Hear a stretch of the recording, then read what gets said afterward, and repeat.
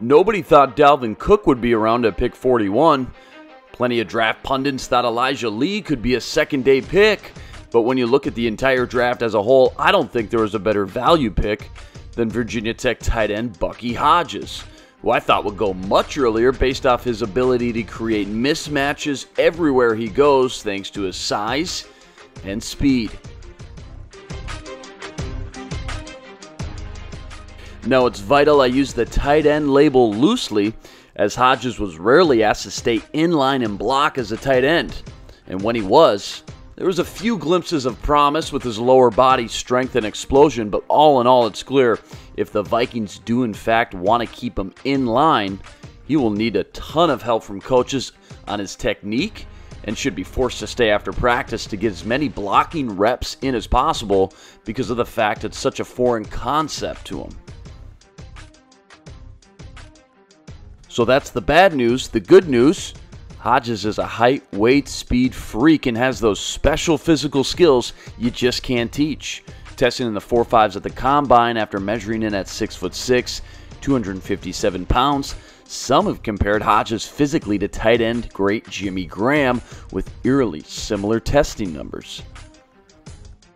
While Jimmy may have the edge on strength at this point in his career, Hodges surprised the hell out of me with his scheme and formation versatility at Virginia Tech, where he was lined up and used at nearly every spot imaginable, catching swings, reverses, and crack tosses behind the line of scrimmage more than any other tight end you'll ever see, and showing off his raw yet smooth athleticism.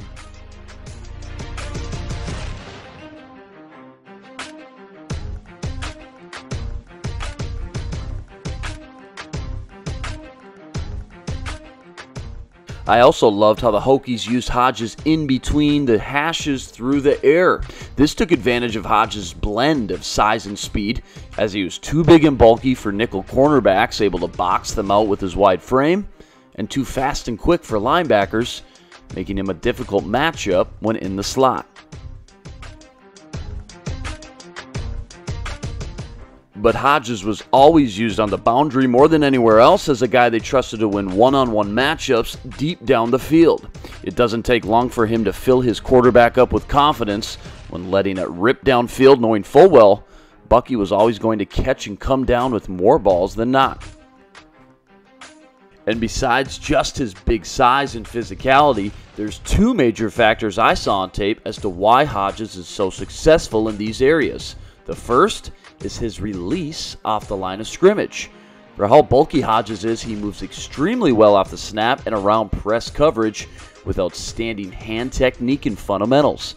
Hodges is far more polished getting off bump and press coverage than I ever would have imagined for his size and stature. The second is his ability to create separation once the ball is in the air. Sure, sometimes when you slow it down, it can look like a little push-off at times, but that's the beauty of it and why the great pass catchers make it look like an art. Nobody was better at this than Randy Moss, and Hodges shows similar tendencies by waiting until the last possible second and timing that subtle extension. When done properly, it makes it nearly impossible for the referees to call the flag. Hodges makes it look so smooth and natural, and is why he's so successful in these one-on-one downfield shots, specifically the jump ball situations.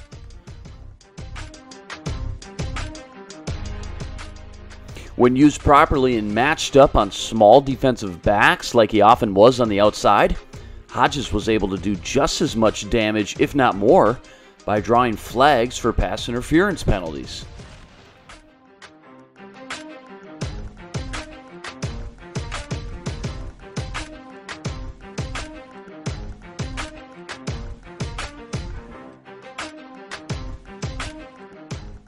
And when you put all these things together down in the red zone, it's the worst case scenario for opposing defensive backs who are always left alone with no safety help inside the 20s. Hodges dominated inside the 20-yard line in college, catching 20 touchdown passes in just 3 seasons.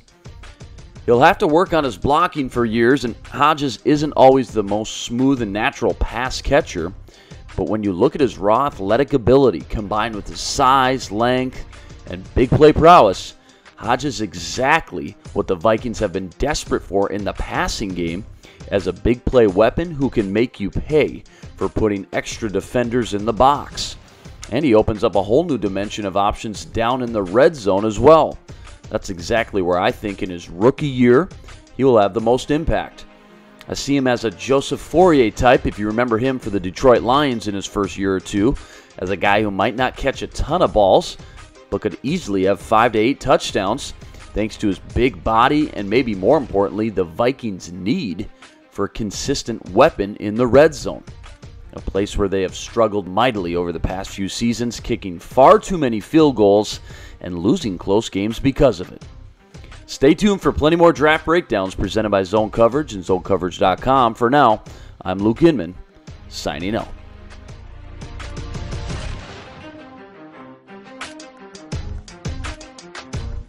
Rockin' by, baby. Yeah. Yeah!